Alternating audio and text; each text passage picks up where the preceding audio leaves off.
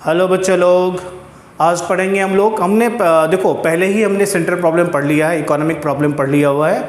आज हम तुम लोगों के साथ बात करेंगे अपॉर्चुनिटी कॉस्ट की। अपॉर्चुनिटी कॉस्ट के साथ साथ मार्जिनल अपॉर्चुनिटी कॉस्ट की, मार्जिनल रेट ऑफ ट्रांसफॉर्मेशन की, इन चीज़ों के बारे में हम लोग आज चर्चा करेंगे, आज बात करेंगे, उसके ऊपर हम पढ़ेंगे। राइट।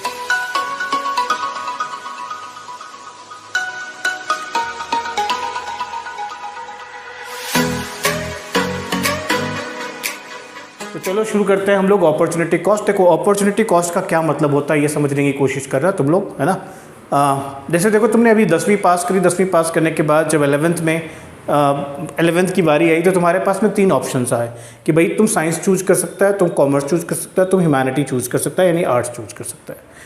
तो तुमने जैसे प्रायोरिटी ले ली, तुमने कह दिया कि भाई चलो ह्यूमैनिटी को मैं 1 नंबर देता हूँ, दूसरे नंबर पर कॉमर्स, तीसरे नंबर पर मैं साइंस रखता हूँ। तुमने क्या किया, नंबरिंग कर दी।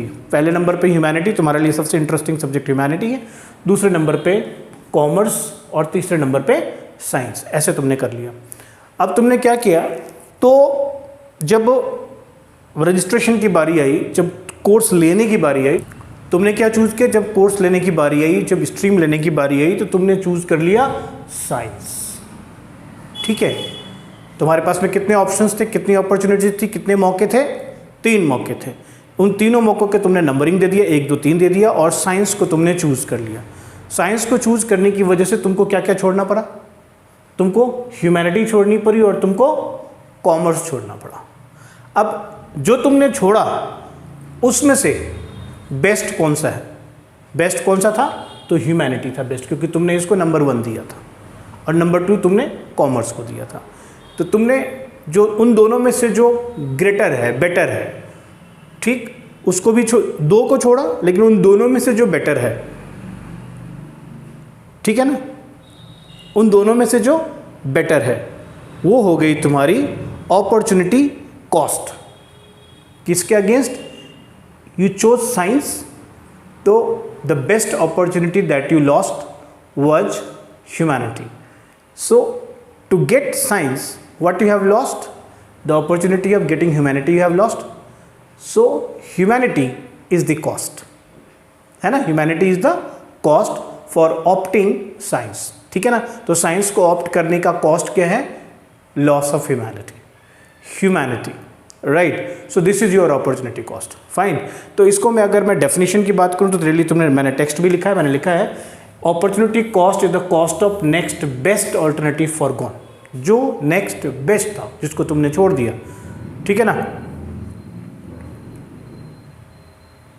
उसका जो कॉस्ट है, that is your opportunity cost. Now तुम अगर इसको समझने की कोशिश करो, मैंने यहां पर 2 केस स्टडीज डाली हैं बच्चों, 2 केस स्टडी तुम्हारे लिए, ठीक है, to understand it very very thoroughly. 2 case study. पहली केस स्टडी मैंने डाली कि let us take a case study to better understand this concept. एक राजन भैया हैं, IIM से, उन्होंने अहमदाबाद से उन्होंने अपना MBA किया हुआ है। अब IIM एलुमिनस है, उनको 3 जॉब ऑफर मिलते हैं। पहला जॉब ऑफर मिलता है vice president marketing Amazon Inc में, और पता है क्या, इसकी सैलरी कितनी है, एनुअल पैकेज INR 50 लाख में। हाँ मिलता है यार, इसमें कोई चौंकने वाली बात है, 50 लाख नहीं यार, मिलता है, यू कैन गेट। तुम भी IIM देखो तो तुमको ही मिलेगा। उसके बाद zonal manager marketing Tata Sons में मिला, और 60 लाख का पैकेज, ये जॉब ऑफर है। तीसरा जो ऑफर है vice president marketing and sales Alphabet Inc में, अल्फाबेट इंक जो गूगल की मदर कंपनी है, उसमें मिला, और इसका एनुअल पैकेज था 65 लाख। अब बताओ भाई साहब जो हैं, ये जो हमारे भैया हैं, राजन भैया IIM वाले, वो कौन सा जॉब चूज करेंगे, तो तुम यहाँ देख के कह सकते हो यार 65 लाख वाला सर चूज करेगा, क्योंकि उसको सबसे ज़्यादा सैलरी वही मिलती है, वही चूज करेगा।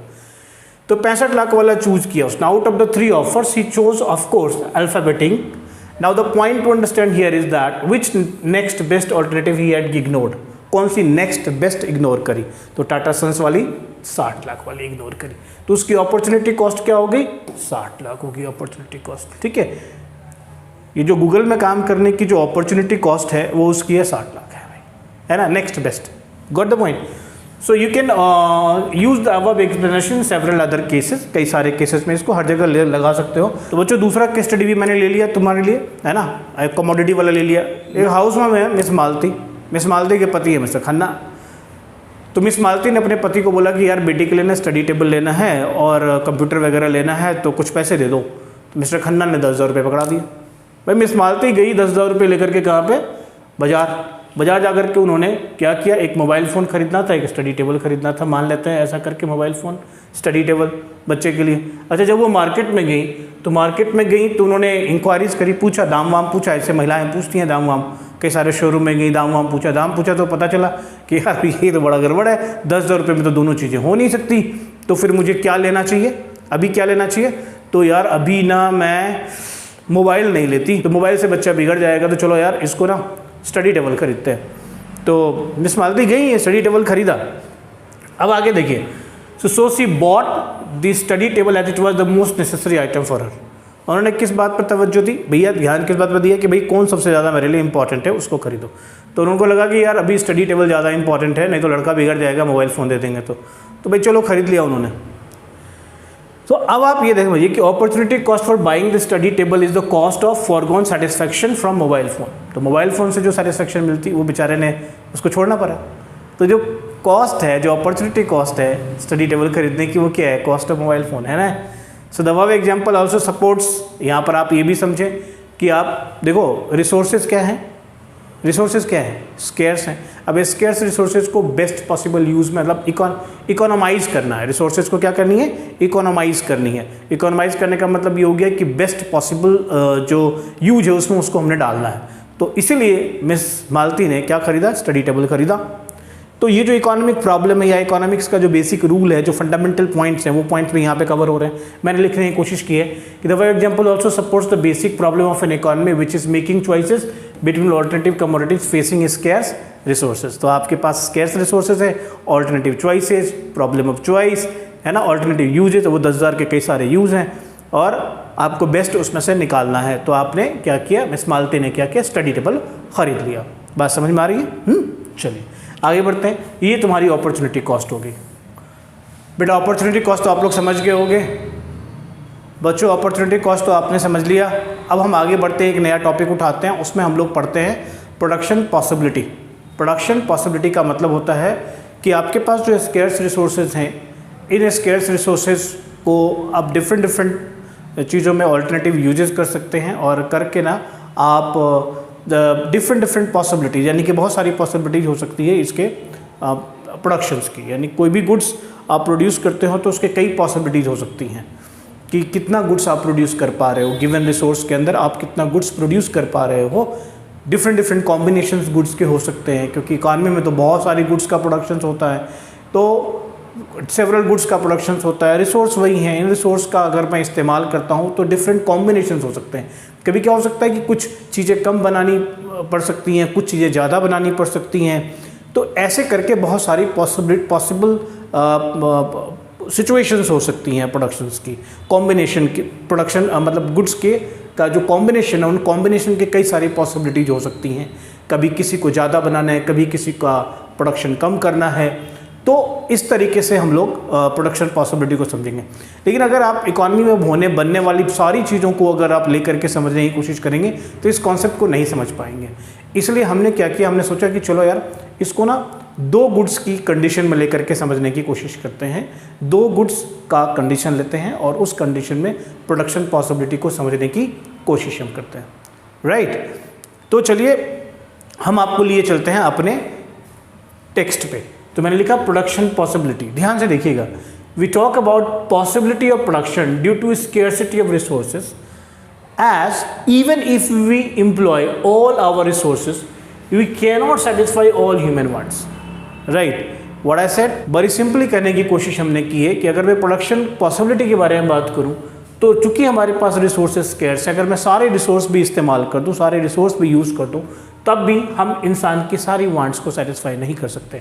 सो possibility is something which is infinite. तो पॉसिबिलिटी क्या है, मतलब इनफाइनाइट पॉसिबिलिटी है भाई, अनंत पॉसिबिलिटीज हैं। सो choice should be made between infinite possibilities. तो आपको क्या करना होगा, चॉइस करना होगा, इन्हें चूज़ करना पड़ेगा, इनफाइनाइट पॉसिबिलिटीज में से चुनने पड़ेंगे क्या बनाना चाहिए क्या नहीं बनाना चाहिए। तो इसमें हमने दो बेसिक कॉन्सेप्ट्स को आपने समझना है कि two basic concepts two basic concept comes out of the production possibilities. पहला production possibility frontier and production possibility curve, दो बातों को समझना मित्रों। जो प्रोडक्शन पॉसिबिलिटी फ्रंटियर है या प्रोडक्शन पॉसिबिलिटी कर्व है, इन दो बातों को आप कैसे समझेंगे? आप समझते हैं ना फ्रंटियर का मतलब क्या होता है? फ्रंटियर का मतलब होता है सीमा रेखा। इसके बाद अपनी सीमा नहीं है भाई, इसके बाद हमारा नहीं है, इसके बाद पाकिस्तान का है, ठीक है, इसके बाद चाइना है। ये मेरा रहा line of control, line of actual control, line of control, और इसके पार जो है ना ये यही मेरा हद है। तो जो हद होगा that is what called frontier. और जितने भी हद हैं, है ना, जहाँ जहाँ जितने भी पॉइंट्स हैं, हद हैं, उन सबको अगर जोड़ दीजिए तो जो चित्र बनेगा, जो ग्राफ बनेगा, उसको ही हम प्रोडक्शन पॉसिबिलिटी कर्व बोलते हैं। बात समझ भाई? तो यानी वो कर्व, वो जो लाइन आप ऐसे खींच दीजिए, देखिए ये तो पॉइंट्स हुआ, ये सीमा हुआ, सीमा हुआ, ये पॉइंट्स हुए, ये पॉइंट्स हुआ, पॉइंट्स हुआ, पॉइंट्स हुआ, पॉइंट्स हुआ, ये सारे पॉइंट्स हो गए। अब इन पॉइंट्स को आप क्या करेंगे? एक लकड़ी रस्सी लेंगे, ऐसे घुमा देंगे, जोड़ देंगे, कहेंगे भाई यहाँ पर हम जाल लगाएंगे, सीमा रेखा पे बार लगाएंगे, तो ये जो बार की जो आकृति होगी यानी ग्राफ होगा, उसको हम क्या बोलेंगे? कर्व बोलेंगे। समझ गए? तो दूसरे तरीके से अगर हम देखें और सोचें तो हम कहेंगे जो प्रोडक्शन पॉसिबिलिटी फ्रंटियर है वही तो प्रोडक्शन पॉसिबिलिटी कर्व है। यस और नो? यस और नो? यस। तो मैंने इसको लिख भी दिया है, वैसे बोलने के साथ साथ लिखा भी है। मैंने कहा to better understand the concept we should take choices between two goods out of definite commodities that we need. So उससे पहले मैंने कहा कि भाई चलो वो बात मैंने बता दी आपको, दो गुड्स वाली। फिर प्रोडक्शन पॉसिबिलिटी फ्रंटियर के बारे में चर्चा करते हैं। मैंने यहाँ पर लिखा कि frontier we know the boundary line that is any way in any way with the use of our full potential that is with given resources and technology we can have this limit only. यानी अगर मैं production की बात करता हूँ, production possibility frontier की बात करता हूँ, तो मैं ये कहता हूँ कि मैं अपनी अगर सारी रिसोर्सेज लगा दूँ, सारी टेक्नोलॉजी जो भी अवेलेबल टेक्नोलॉजी है, जितने भी रिसोर्सेज है, अगर मैं सब कुछ लगा दूँ तब भी ये मेरा है, इससे ज़्यादा मैं जा ही नहीं सकता। तो that limit is what called production possibility frontier. Alright, उसी बात को आगे मैंने कर्व को बोला कि graphical representation of production possibility schedule, यानी प्रोडक्शन पॉसिबिलिटी का एक टेबल हम लोग अभी आगे देखेंगे, लेंगे, और उस टेबल के माध्यम से हम, जैसे भी हमने कहा कि जो पॉइंट्स हो गए सारे पॉइंट्स को जोड़ देंगे तो जो शक्ल उसकी बनेगी उसको हम कर्व बोलेंगे। ठीक है ना? वही बात यहाँ पर है। In a way production possibility frontier and curve are one and the same thing. इसके बाद दो कॉन्सेप्ट मैं और आपको बताना चाहूँगा। प्रोडक्शन पॉसिबिलिटी के शेड्यूल की तरफ जाने से पहले दो कॉन्सेप्ट और आपको बताना चाहूँगा। पहला बताना चाहूँगा मार्जिनल रेट ऑफ ट्रांसफॉर्मेशन, और दूसरा बताना चाहूँगा मार्जिनल अपॉर्चुनिटी कॉस्ट। तो मार्जिनल रेट ऑफ ट्रांसफॉर्मेशन को मैंने यहाँ पर बताया आपको लिख भी दिया है।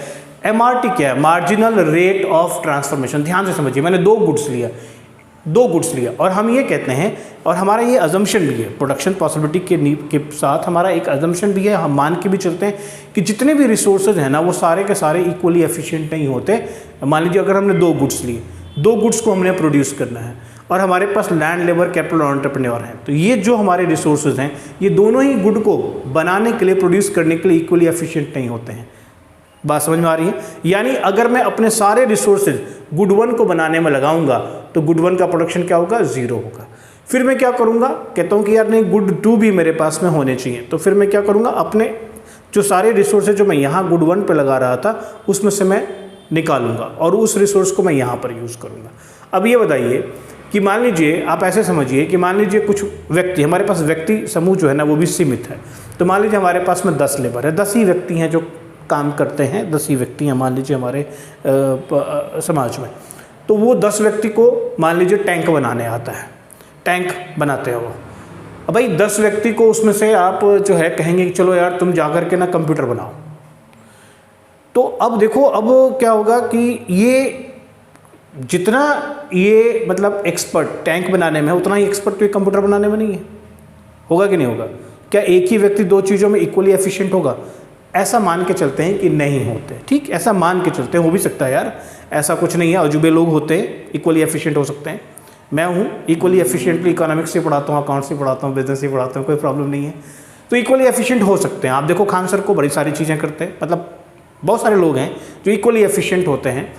इकोनॉमिक्स में मान के चलते हैं कि एक ही जो रिसोर्स है वो 2 डिफरेंट गुड्स को बनाने के लिए इक्वली एफिशिएंट नहीं है। तो नेचुरली जब तुम एक जिसको बनाने में तुम बिल्कुल दक्ष हो, परिपक्व हो, एक्सपर्ट हो, फिर तुम दूसरे को बनाने चलते हो, तो क्या होगा कि तुम में से ये रिसोर्स का क्या होगा, यहाँ दूसरी जगह ज़्यादा इस्तेमाल करना पड़ेगा यार। वेस्टेज ज़्यादा होएंगे, ज़्यादा इस्तेमाल करने पड़ेंगे, तो इसकी प्रोडक्शन क्या हो जाएगी, घटेगी, और इसकी बढ़ेगी। तो एक इसको बढ़ाने के लिए इसको ज़्यादा घटना पड़ेगा। ठीक है, हम क्या कर रहे हैं, चीज़ों को एक रूप से दूसरे रूप में परिवर्तित कर रहे हैं, हम अपने रिसोर्सेज को एक रूप से दूसरे रूप में परिवर्तित कर रहे हैं। That is why we call it transformation. ठीक है ना, तो इसको समझिए, कहते हैं कि it is the ratio of number of units of a commodity sacrificed to gain an additional unit of another commodity, दूसरी कमोडिटी। अब जैसे मैंने अभी आपको बताया कि कंप्यूटर बनाएंगे, टैंक बनाएंगे, तो टैंक से जो रिसोर्स निकलेगा वो कंप्यूटर को बनाने के लिए जाएगा। तो एक कंप्यूटर वो बनाएगा ना, तो यहाँ कितने सारे, मतलब कई टैंक कम करने पड़ेंगे यार, क्योंकि कंप्यूटर बनाने के लिए जो रिसोर्स लगेंगे वो रिसोर्स तो यहीं से जाएगा, और यहाँ ये एक्सपर्ट थे टैंक बनाने में, तो ज़्यादा लोगों को उठा करके ले जाना पड़ेगा भैया एक कंप्यूटर बनाने के लिए। ठीक है ना, क्योंकि फिर ज़्यादा लेबर लगेगा वहाँ पे। क्यों लगेगा, क्योंकि एफिशिएंट नहीं है, वो तो बनाने के लिए टैंक वाले थे, टैंक बना देते। ठीक है ना, तो इस तरीके से क्या होगा, या मान लो इसको कई और एग्जांपल्स दे सकते हो, बहुत सारे एग्जांपल्स हो सकते हैं, तुम अपने आसपास में देख सकते हो कि एक मान लो एक रेस्टोरेंट है, एक व्यक्ति है, जो व्यक्ति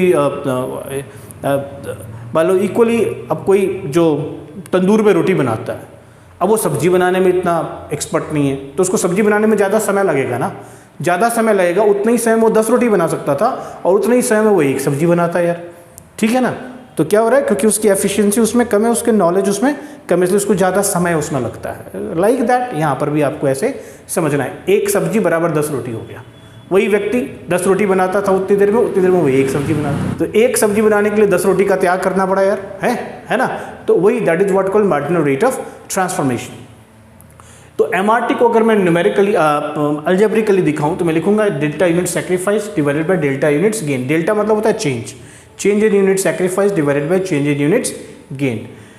पीपीसी पीपीएफ के कुछ अजम्पशन से, जैसे मैंने अभी तुमको बोला कि भाई इसको पहले से मान के चलते हैं। अजम्पशन का मतलब होता है पहले से ये मान के चलो कि ये रोग तो इसके साथ है, बीमारी इसके साथ है भैया, ये पहले मान के चलेंगे। तो पहला क्या है, amount of resources in an economy is fixed but these resources can be transferred from one use to another. जैसे हमने बोला कि ऑल्टरनेटिव यूजेज ऑफ रिसोर्सेज होते हैं। दूसरी बात हमने कहा कि with the help of given resources only 2 goods can be produce. पहले से मान लिया कि 2 गुड्स की बात हम कर रहे हैं, इसलिए ऐसा अजम्पशन कर लिया। Resources are fully and efficiently utilize. ठीक है, पूरी तरीके से इस्तेमाल कर रहे हैं, एफिशिएंटली यूज कर रहे हैं। They are not equally efficient in production of all products. ये भी पहले भी मान लिया, ये मान लिया हमने कि भाई इक्वली एफिशिएंट नहीं है। इसलिए क्या होगा कि when resources are transferred from production of one good to another the productivity decreases. Naturally उसकी प्रोडक्टिविटी डिक्रीज करेगी। जैसे मैंने आपको बताया कि तंदूर पे रोटी बनाने वाला आदमी को अगर सब्जी बनाने के लिए जाओगे तो 10 रोटी जितनी देर में बनाता है उतनी देर में वो एक सब्जी बनाएगा, तो प्रोडक्टिविटी उसकी क्या होगी, घटेगी, क्योंकि इक्वली एफिशिएंट वो नहीं है। The level of technology is assume to be constant. हम मान के चलते हैं कि हमने कोयले वाला ही है, गैस वाला नहीं है। ठीक है ना, ये मान के चलते हैं। आगे बढ़ते हैं। तो प्रोडक्शन पॉसिबिलिटी फ्रंटियर या कर्व को समझने के लिए हमने एक छोटा सा टेबल लिया, उस टेबल के माध्यम से हम आगे आपको समझाने की कोशिश कर रहे हैं। अब टेबल देखिए प्लीज। इसको हमने बोला प्रोडक्शन पॉसिबिलिटी शेड्यूल। हमने 1 2 3 4 5 6 7 पॉसिबिलिटी ले ली, संभावनाएं ले ली। जैसे मैंने कहा कई संभावनाएं हो सकती हैं, और हमने 2 गुड्स ले लिए, टैंक ले लिया और कंप्यूटर ले लिया। हमने कहा भैया सारे रिसोर्सेज को अगर तुम लगा दोगे तो 21 टैंक बनेंगे, और जब 21 टैंक बनेंगे तो कोई भी कंप्यूटर नहीं बनेगा। ये एक पॉसिबिलिटी होगी। ऐसे इनफाइनाइट पॉसिबिलिटीज हो सकती है, तो हमने सिर्फ 7 पॉसिबिलिटीज चुनी है अभी, जिसको आपने देखना है। दूसरा हो गया, मान लीजिए पॉसिबिलिटी बी, अगर हम 1 टैंक घटा दें यानी 20 टैंक कर दें तो हम 1 कंप्यूटर बना सकते हैं। ठीक है, फिर हमने तीसरी पॉसिबिलिटी ले ली कि 18 टैंक और एक और कंप्यूटर। कहते हैं एक और कंप्यूटर यार, तो यहाँ पर हमको 2 छोड़ने पड़ेंगे, है ना। 2 टैंक के बराबर जो रिसोर्स होगा वो रिसोर्स मुझे शिफ्ट करना पड़ेगा, ट्रांसफॉर्म करना पड़ेगा। यहाँ से 2 शिफ्ट करने पड़ेंगे। 2 मेरे को 2 टैंक बनाने लायक जो रिसोर्स है वो वहाँ से उठेगी और चली जाएगी कंप्यूटर बनाने के लिए। इसी तरीके से सिचुएशन 3 लिया मैंने, पॉसिबिलिटी सी ली, है ना, और ये हो गया। पॉसिबिलिटी डी ली मैंने। अब यहाँ पर देखिए आप कि एक और कंप्यूटर बनाने के लिए आपको 3, है ना, जो है टैंक को आपने सेक्रीफाइस करना पड़ता है। इसी तरीके से अगर हमने पॉसिबिलिटी ई ली, अगली पॉसिबिलिटी ली, तो 11 हो गया, यानी 4 घट गया। 4 घटेगा तो फिर ये एक और बनेगा। फिर यहाँ पर 5 घटेगा तो ये 1 बनेगा, 6 घटेगा फिर 6 बनेगा, नहीं एक और एक्स्ट्रा बनेगा। कहने का मतलब ये कि ये लगातार जो है घटने की रफ्तार बढ़ती जा रही है, यानी ज़्यादा नंबर्स में घट रहे हैं अगर एक और एक्स्ट्रा इसको आप प्रोड्यूस करना चाहते हो। दैट इज़ व्हाट कॉल्ड, अगर इसको सिर्फ घटने की बात करेंगे तो बोलेंगे मार्जिनल अपॉर्चुनिटी कॉस्ट। हेलो, क्या बोलेंगे? एक एक्स्ट्रा यूनिट, एक एडिशनल यूनिट, दूसरी कमोडिटी का एक एडिशनल यूनिट बनाने के लिए पहली कमोडिटी के जितने यूनिट्स लॉस होते हैं उसको हम मार्जिनल अपॉर्चुनिटी कॉस्ट कहते हैं, एमओसी बोलते हैं। तो मैंने एमओसी को एक कॉलम में दिखा दिया कि पहले वाले में तो कुछ नहीं, 1 2 3 4 जो लॉस हो रहे हैं, दैट इज इसका फॉर्मूला भी तुम वैसे delta loss upon delta gain लिख सकते हो, लेकिन गेन क्या हो रहा है? एक एक का हो रहा है, तो इसको तुमने क्या करना है? रेशियो में नहीं दिखा। एमआरटी के केस में क्या हो गया कि हम इसको किस में दिखा रहे हैं? रेशियो में दिखा रहे हैं। 1 tank is to 1 computer, 2 tank is to 1 computer, 3 tank is to 1 computer. जो लॉस हो रहा है उसको और बट्टा में गेन, तो इसका जो रेशियो है ना हम उसको दिखाते हैं, इसलिए हम इसको बोलते हैं मार्जिनल रेट ऑफ ट्रांसफॉर्मेशन। यानी कि दूसरी कमोडिटी का, यानी कंप्यूटर, एक और कंप्यूटर एक्स्ट्रा बनाने के लिए तुम जितने टैंक का लॉस कर रहे हो ना, इसको तुमको रेशियो में दिखाना है। ठीक, जब मैं एमओसी बोलूंगा तो सिर्फ लॉस को दिखाना है, जब मैं एमआरटी बोलूंगा तो लॉस और गेन का जो रेशियो है ना उस रेशियो को कंप्लीटली दिखाना होता है। ठीक, this is your schedule. Now इस शेड्यूल को लेकर के अगर हमने एक ग्राफ बनाया तो देखो यहाँ पर ध्यान से देखना, थोड़ा सा ग्राफ हिल गया है बट मैं इसको ठीक कर देता हूँ। ये पॉसिबिलिटी ए है, यहाँ पॉसिबिलिटी बी है, ये पॉसिबिलिटी सी है, ये डी है, ये ई है, ये एफ है और ये जी है, एक्स यहाँ पर है। तो इसको ध्यान से देखना है। कंप्यूटर लिया हमने इधर और हमने टैंक ले लिया उधर। अब हमने क्या देखा कि यार स्लोप ऑफ, यहाँ पर हमने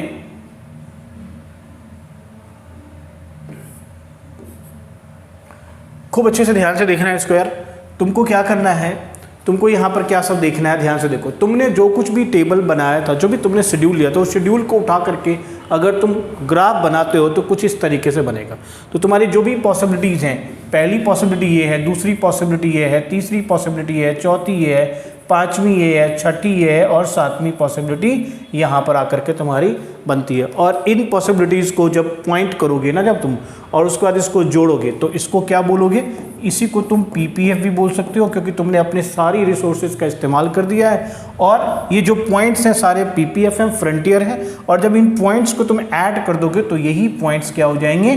पीपीसी हो जाएंगे, है ना। तो इसको अगर आपका फ्रंटियर घेरा हुआ है तो वो तब भी तो फ्रंटियर ही है, लेकिन उसकी शक्ल जैसी बन रही है तो आप कहते हो क्या? एक ग्राफ नुमा एक आकृति बनती है, उस आकृति को आप क्या बोलोगे? कर्व बोलोगे। समझ में आ रही है बात? तो ये बोला। अब मैंने तुमको यहाँ पर एक चीज़ सिखाई। देखो ये जो है ना, मान लो इस पॉइंट से इस पॉइंट पे कहते हैं, मान लो ये जो पॉसिबिलिटी सी है, ये पॉसिबिलिटी सी, ये बी, ये सी, इसकी जो शेप होती है, इस कर्व की जो शेप होती है वो कैसे बनती है, क्यों बनती है, किस वजह से शेप ऐसा होता है, क्यों ऐसा शेप बनता है? तो डिफरेंट, ये देखो ये शेप जो है, या इसका शेप कौन सी चीज़ है जो पीपीसी या पीपीएफ के शेप को, कर्व के शेप को जो है ना डिटरमिन करती है। अगर तुम इस बात को समझना चाहते हो तो बहुत ही आसान है। तुम देखोगे कि अगर मैंने पॉसिबिलिटी बी से पॉसिबिलिटी सी पे गए तो हुआ क्या कि इतना जो है मेरे को इतना डेल्टा टैंक करना पड़ा, यानी टैंक में मेरे को इतना नुकसान हुआ, इतना टैंक घटा।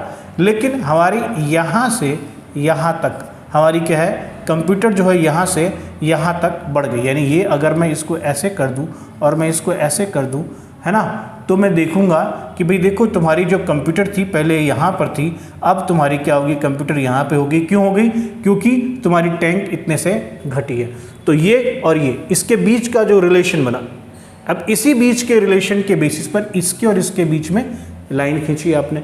अगली लाइन भी इसके और इसके बीच में खींची क्योंकि इतने का बदलाव हो रहा था। फिर अगली भी ऐसे ही खींची क्योंकि ये इतने का बदलाव हो रहा था।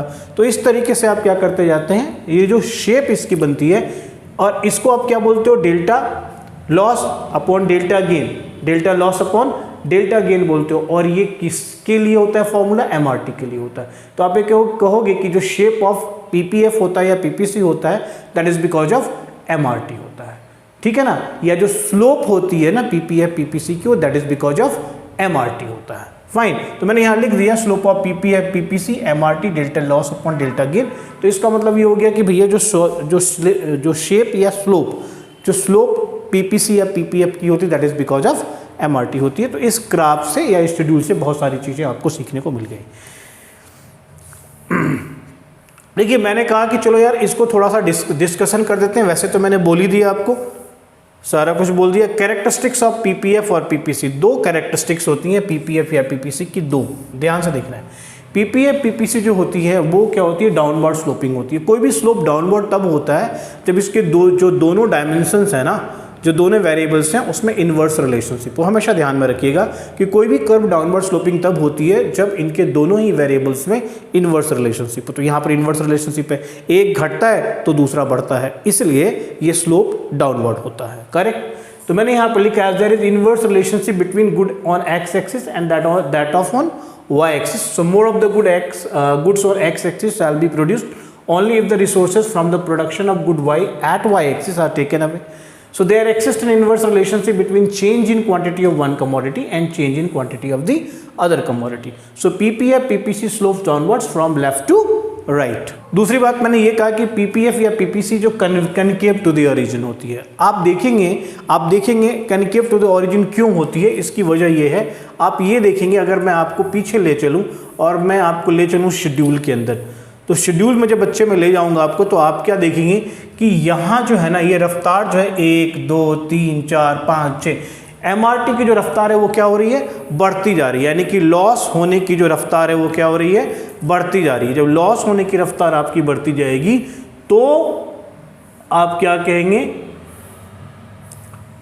ये देखिए लॉस होने की रफ्तार जब बढ़ती जाएगी तो इस वजह से जो एमआरटी का जो रेट है ना, जो मार्जिनल रेट ऑफ ट्रांसफॉर्मेशन है वो इंक्रीज हो रहा है। यानी 1 1 2 1 3 1 4 1 5 1 6 1 ऐसे करके इंक्रीज होता जा रहा है।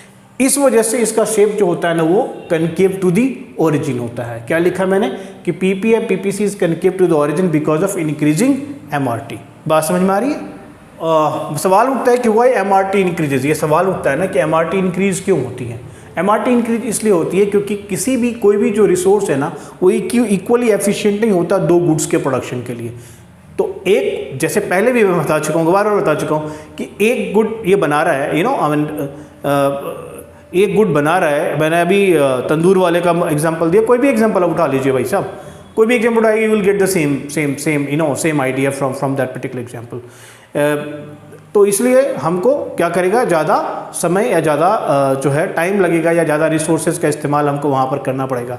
एक गुड से निकालेंगे रिसोर्सेज को दूसरे में ले जाएंगे। यहाँ जो ये रिसोर्स है इसका काम को करने के लिए काफ़ी ज़्यादा मतलब रेडी है, तैयार है, एक्सपर्ट है, एक्सपर्टीज उसकी इसमें है और उसको ले जा रहे हो ये काम करवाने के लिए, तो भाई यहाँ से ज़्यादा रिसोर्सेज निकालने पड़ेंगे। तो उस अनुपात में क्या होगा कि यहाँ पर प्रोडक्शन का रेट क्या होगा, जल्दी से फॉल होगा, है ना। तो एमआरटी क्या होती जाएगी, इंक्रीज होती जाएगी, राइट। तो इसलिए so less and less efficient resources have to be put to use, तो this raises cost and raises MRT. और मैंने आगे लिखा this is evident from the above example of tank and computer, units of tank sacrificed keep on increasing each time to increase production of 1 unit of computer. ठीक है, तो मैंने categorically इसको explain भी कर दिया है। नेक्स्ट पॉइंट पे हम चलते हैं। अगर मैं पीपीएफ और पीपीसी को ऑब्जर्व करता हूँ, देखता हूँ, क्लोजली वॉच करता हूँ, तो क्या मैं देखता हूँ, ठीक है, मैं क्या देखता हूँ, मैंने लिखा children it must be remembered that PPF PPC does not show the point at which the economy will actually operate। तो PPF PPC ये नहीं बताता कि एक्चुअल में आपकी इकोनॉमी कहाँ ऑपरेट करेगी। ये क्या बताता है कि अगर आप अपने सारे रिसोर्सेज का इस्तेमाल कर लें तो आपकी PPF PPC कहाँ जाएगा। ये नहीं कहता यहाँ होता है, होता तो कहीं भी हो सकता है, ये तो इकोनॉमी आपकी कहीं पर भी ऑपरेट कर सकती है। अगर पूरा पोटेंशियल का इस्तेमाल करता है तो यहाँ होता है, लेकिन यही है एक्चुअली में, ये इसका क्या पता, ये तो फिर इकोनॉमी को मेजर करने के बाद पता चलेगा। तो इसलिए हम देखते हैं कि 3 पॉसिबिलिटीज हो सकती है। पहली पॉसिबिलिटी ये हो सकती है कि यार आपकी इकोनॉमी वाकई में फुल पोटेंशियल पे काम करती है। दूसरा हो सकता है कि अंडर पोटेंशियल पे काम करती है। और तीसरी सिचुएशन है, लेकिन तीसरी सिचुएशन हो ही नहीं सकती। हो सकता है आपकी इकोनॉमी, ऐसा तो नहीं हो सकता ना कि जितना माल है जितना है उससे बाहर चला जाए, पोटेंशियल पूरा पोटेंशियल यूज़ करने के बाद जितना बनता उसके बाहर चला जाए, ऐसा तो नहीं हो सकता ना। तो पॉसिबिलिटी 2 ही हो सकती है। हाँ, एक आइडिया से हम ले सकते हैं कि अगर मैं इसके बाहर कर दूं तो क्या होगा। तो देखिए, इकोनॉमी तो हमने 3 सिचुएशंस ली, यहाँ पर हमने लिखा कि the exact point of operation depends on how well the resources of economy are used. To further elaborate there can be 3 possibilities. Economy will operate on PPF only when resources are fully and efficiently utilized. Economy will operate at any point inside PPF, PPC if resources are not fully and efficiently utilized. अगर अंदर में करते हैं तो मैं उसका diagram भी आगे आपको बताऊंगा. यहाँ पे economy cannot operate at any point outside the PPF, क्योंकि ये तो आपके पास में है ही नहीं. जो आपकी प्रोडक्टिव कैपेसिटी है वो कैपेसिटी पर तो ये होगा ही नहीं. तो मैंने ये लिखा कि number 1 and 2 are attainable combinations. ये 2 हैं जो अटेनेबल है, और जो तीसरा है वो अनअटेनेबल कॉम्बिनेशन है with the given resources and technology. ठीक है ना. गिवन रिसोर्सेज और टेक्नोलॉजी में तो पहला और दूसरा वही अटेनेबल है, तीसरा अटेनेबल है ही नहीं, तीसरे को आप प्राप्त नहीं कर सकते. और यहाँ पर थोड़ा सा मैंने एग्जांपल डायग्राम बना करके आपको दिखा. देखो मैंने लिया ये ए है, पॉइंट ए है. पॉइंट ए जो है वो यहाँ पर है, और पॉइंट बी जो है इसके अंदर में है कहीं पे. पॉइंट सी मैंने बाहर ले लिया, कहीं पे सी को मैंने क्या बोला, अनअटेनेबल. ये आपका पीपीसी है.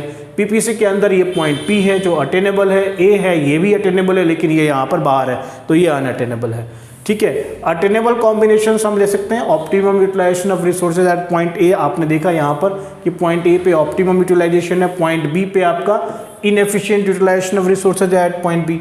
सो an economy can never operate. आप ये कहते हैं कि आप ये कह सकते हैं कि भैया एक N economy can never operate outside PPF, PPC, यानी यहाँ पर कभी ऑपरेट नहीं होगा. इसलिए हमने कहा कि ये अनअटेनेबल कॉम्बिनेशन. करेक्ट. अच्छा, अब सवाल उठता है कि यार चलो तुमने कहा कि कनकेव टू द ओरिजिन होता है पीपीएफ, तो क्या ये स्ट्रेट लाइन हो सकता है? क्या ये कन्वेक्स टू द ओरिजिन हो सकता है? जरूर हो सकता है मेरे बच्चों. पीपीएफ स्ट्रेट लाइन हो सकता है तब जब एमआरटी जो है वो कांस्टेंट रहा. ठीक है ना. जो एमआरटी है वो कांस्टेंट रहेगा, 1:1 1:1 1:1 1:1 1:1. यही होगा तो क्या होगा, स्ट्रेट लाइन होगा. मैंने लिखा है यहाँ पे, if MRT is constant the same amount of commodity is sacrificed to gain an additional unit of another commodity. जितना आप सैक्रिफाइस कर रहे हो, जितना गेन करना, जितना एक्स्ट्रा एक गेन करने के लिए आप एक ही सैक्रिफाइस करते हो, एक गेन करने के लिए फिर एक सैक्रिफाइस करते हो, एक करने के लिए फिर एक सैक्रिफाइस करते हो, तो ये क्या हो जाता है, आपकी एमआरटी कांस्टेंट हो जाती है. उस केस में ये बनेगा. ऐसा आपका पीपीसी का स्लोप होगा, यानी ये क्या होगा, स्ट्रेट लाइन होगा. डाउनवर्ड ही होगा क्योंकि इनवर्स रिलेशन है, एक घटता है एक बढ़ता है, इनवर्स ही होगा, और डाउनवर्ड स्लोपिंग होगा. Can PPF be convex to origin? ये हो सकता है कि एमआरटी अगर डिक्रीज होता हो, यानी कि जो बढ़ने की रफ्तार है उसके मुकाबले घटने की रफ्तार क्या है, कम है. समझ गए. जब आपकी एक यूनिट बढ़ती है, गेन होता है, लेकिन घटता, अगर घटने की रफ्तार वो घटती चले, कम होती चली जाए, 6 5 4 3 2 1 ऐसे उल्टा अगर हो जाए. ठीक है ना. जैसे हमने कहा था कि यार इसको लॉस ज़्यादा करना पड़ेगा एक एक्स्ट्रा गेन करने के लिए, और यहाँ पर ये उल्टा हो जाए, गेन एक्स्ट्रा एक ही हो रहा है लेकिन लॉस जो है ना वो रिवर्स हो गया. पहले 6 हो रहा था, फिर 5, फिर 4, फिर 3, फिर 2, फिर 1. अगर लॉस का जो प्रोपोर्शन है वो रिवर्स चला जाए तो ये हो सकता है कि कर्व जो है ऐसे थी और ऐसे के बदले ऐसे हो जाए. ये तो तभी होगा ना जब बिल्कुल इनवर्स, जबकि बिल्कुल रिवर्स हो जाए. तो ये हो सकता है कि can be convex to the origin if MRT decrease, less and less units are sacrifice to gain an additional unit of another commodity. अगर ये पॉसिबिलिटी, अगर ऐसा होता है तो. आगे बढ़ते हैं. पीपीएफ और पीपीसी में चेंज की बात करते हैं हम लोग. बेटा आज हम पूरा चैप्टर ही खत्म कर लेंगे. ठीक है. फिर अगली क्लास में हम लोग अगले चैप्टर पे चलेंगे. अगला चैप्टर कंज्यूमर इक्विलिब्रियम पढ़ेंगे. राइट. तो जितने सारे कॉन्सेप्ट हैं वो यहाँ पर हमने सारे कर दिए. अगर आपको कोई डाउट हो, कोई प्रॉब्लम हो तो आप कमेंट बॉक्स में कमेंट कीजिएगा. और अगर मेरी क्लासेस आपको लेनी हो तो ऑनलाइन क्लासेस भी अवेलेबल है. अगर आप चाहें तो आप ऑनलाइन के लिए रजिस्टर करवा सकते हो. ठीक है. तो चेंज इन पीपीएफ पीपीसी की बात हम करें अगर, तो 2 चीज़ें होती हैं पीपीसी पीपीएफ में, या तो शिफ्ट होगा या रोटेशन होगा. शिफ्ट होगा या रोटेशन होगा. शिफ्ट का मतलब होता है कि एक पीपीसी थी वो उठ के इधर चली गई, वो पूरा उठ के इधर आ गई. तो जैसे हमने यहाँ पर दिखाया. शिफ्ट क्या हो सकता है, मान लो ये ओरिजिनल ए बी था आपका पीपीसी. ठीक है. और ये हो गया आपका A dash B dash PPC, और यहाँ पर A double dash B double dash हो गया. ये इधर जा रहा था और ये इधर जा रहा था. तो राइटवर्ड शिफ्ट होगा तब जब आपकी जितनी टेक्नोलॉजी है, रिसोर्सेज हैं, वो आपके क्या हो गए, इम्प्रूव हो गए. सारी गुड्स एंड सर्विसेज के लिए, दोनों गुड्स के लिए इक्वली आपकी टेक्नोलॉजी और रिसोर्सेज इम्प्रूव हो गए तो ऑटोमेटिकली राइटवर्ड शिफ्ट हो जाएगा. अब आप ज़्यादा प्रोडक्शन कर सकते हो. अगर मान लीजिए कोई ऐसा मतलब ऐसा कोई प्रॉब्लम आया, ऐसी कोई घटना हुई, कोई प्राकृतिक आपदा हुई, है ना, तो उसमें अगर आपके रिसोर्सेज या आपकी टेक्नोलॉजी डिग्रेड हो जाती है या वो डिस्ट्रॉय हो जाती है, तो उस केस में आपकी पीपीसी जो है वो लेफ्टवर्ड शिफ्ट हो जाएगी और बराबर शिफ्ट होएगी। इसको शिफ्ट कहते हैं क्योंकि दोनों ही तरीके के गुड्स के लिए, यानी कि अगर मान लीजिए एक्स एक्सिस है, ये वाई एक्सिस है, यहाँ पर मैंने गुड एक्स रख दिया, यहाँ मैंने गुड वाई रख दिया, तो इन दोनों को इक्वली नीचे ले आएगी। तो इस तरीके से ये शिफ्ट होता है। शिफ्ट समझ में आ गया। अब रोटेशन की बात करते हैं। तो रोटेशन में क्या होगा, मान लो अगर राइटवर्ड रोटेशन हुआ, मान लो ये ले लिया मैंने ए बी, तुम्हारा ओरिजिनल जो पीपीसी है वो ले लिया, और ये ले लिया मैंने ए बी डैश और ये बी डबल डैश। अब देखो क्या हो रहा है, ए तो अपनी जगह, यानी कि जो गुड वाई है, गुड वाई के लिए कोई टेक्नोलॉजी या कोई रिसोर्स आपका नहीं चेंज हुआ है। गुड वाई अपनी जगह पे, ना रिसोर्स ना टेक्नोलॉजी, दोनों ही कांस्टेंट है, इसलिए वो वही है। लेकिन बी के केस में, गुड एक्स के केस में आपकी जो रिसोर्स है या जो आपकी टेक्नोलॉजी वो अपग्रेड हो गई है, तो वो राइटवर्ड मूव कर गई है, तो इसको हम बोलेंगे राइटवर्ड रोटेशन। दूसरी तरफ अगर आप देखें तो लेफ्टवर्ड हो गया। यहाँ पर अगर लेफ्टवर्ड हो गया, हो सकता है ए अपनी जगह पे हो, लेकिन मतलब गुड वाई अपनी जगह पर हो, उसके रिसोर्सेज और टेक्नोलॉजी वहीं हो, लेकिन एक्स के लिए जो रिसोर्सेज या टेक्नोलॉजी में डिग्रेडेशन हो गया, घट गया, रिसोर्स की कमी हो गई या टेक्नोलॉजी डिग्रेड हो गई, तो लेफ्टवर्ड इसका रोटेशन हो जाएगा। तो इसको हम बोलेंगे leftward rotation. This is rotation, यानी एक अपनी पॉइंट पर दूसरा मूव करेगा। यहाँ पर भी मैंने ये बताया, देखो इस केस में मैंने ये बताया कि चलो यार जो ये ए बी है ना, और ये जो गुड एक्स है, गुड एक्स अपनी जगह पे है, जो गुड एक्स है वो अपनी जगह पे है। गुड एक्स की रिसोर्स या टेक्नोलॉजी में कोई चेंज नहीं हुआ है, लेकिन गुड वाई की टेक्नोलॉजी में या रिसोर्स में क्या हो गए, चेंज हो गए हैं। ठीक है, चेंज हो गए हैं। तो ये जो है ना ऐसे हो गया बी ए डैश और बी ए डबल डैश, ये ऊपर चला गया और ये क्या हो गया, तो यहाँ राइटवर्ड रोटेशन हो गया। किसका, आपकी y इंक्रीज कर गई। सही समझ में आ रही है बात, y इंक्रीज कर गई, x तो अपनी जगह है, और फिर y डिक्रीज कर गई, x तो अपनी जगह है। x के रिसोर्स में या टेक्नोलॉजी में कोई अंतर नहीं आया। y के रिसोर्स में अगर ये ऊपर जाता है, a से a डैश की तरफ जाता है, ab से a डैश b हो जाता है, तो इसका मतलब है कि y का प्रोडक्शन ज़्यादा हो रहा है, और क्योंकि उसके रिसोर्सेज और टेक्नोलॉजी उसकी बढ़ गई है, इसलिए उसके जो है प्रोडक्शन ज़्यादा हो पा रही हैं। तो और अगर रिसोर्सेज या उसकी टेक्नोलॉजी में कोई डिग्रेडेशन आ गया, कमी आ गई, तो वो फिर नीचे आ जाता है, और इसी को हम रोटेशन बोलते हैं। तो कहानी समझ में आ गई बच्चों। आपने आज क्या सब पढ़ा, एमओसी पढ़ा, एमआरटी पढ़ा, मुझे लगता है अच्छे समझ गए। अपॉर्चुनिटी कॉस्ट हो गया, पीपीसी पीपीएफ के बारे में आपने सारी बातें समझ ली, सोच ली। तो अब जैसा मैं पहले ही बोल चुका हूँ, आप हमारी जो है ऑनलाइन कक्षाएं ले सकते हो अगर आप चाहो तो, और मुझसे अगर इसमें इस टॉपिक में कहीं पर भी कुछ समझ में नहीं आया हो, कोई दिक्कत आ रही हो, तो कमेंट बॉक्स में कमेंट कीजिएगा। हम ज़रूर आपके सवालों का जवाब देते हैं और ज़रूर हम देंगे। आज के लिए बस इतना ही। जय हिंद, जय Bharat. Thank you boys and girls, bye.